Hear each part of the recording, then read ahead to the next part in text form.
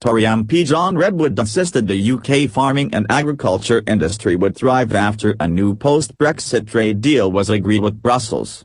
During an interview with Express.co.uk, Mr Redwood claimed the UK was held back by EU policies. He added the UK would be able to produce more of its own food instead of importing once ties are fully cut. He noted this would satisfy Britons as they could be confident their food was grown from local sources. Mr Redwood also outlined the changes he hopes to see in the farming industry once a new EU-UK trade agreement is introduced. He said, "I and others are urging the government to take seriously our ability to greatly increase our own farming industry and to produce more of our own food. Just like fishing, we moved more heavily into deficit on food with the EU during our time in it. It was something like a 20 billion deficit on food with the EU, and we should be able to whittle away at that.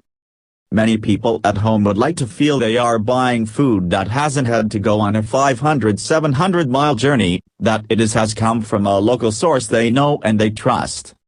I think there is more scope for the government, and they have currently set up schemes to encourage homegrown food. Quite a lot of the food we are competing against, tomatoes, flowers and so forth, come from the Netherlands. They don't have a better climate than us, it has a very similar climate, so surely there is a way of promoting our own production." The Tory MP also claimed the UK had suffered from EU policies on the food industry during membership. Mr Redwood said, "Farming was an area that had been selectively damaged by ill-judged European policies. This was while it was substantially under the control of European regulation, law and finance. I welcome our ability to have a farming policy that makes sense for us. It comes as the UK is currently locked in trade negotiations with the European Union." Michael Gove explained earlier this week the coronavirus pandemic would focus the minds of negotiators trying to thrash out a deal between the UK and Brussels. But, EU officials have warned there is not enough time remaining in negotiations for a deal to be concluded by the end of the year.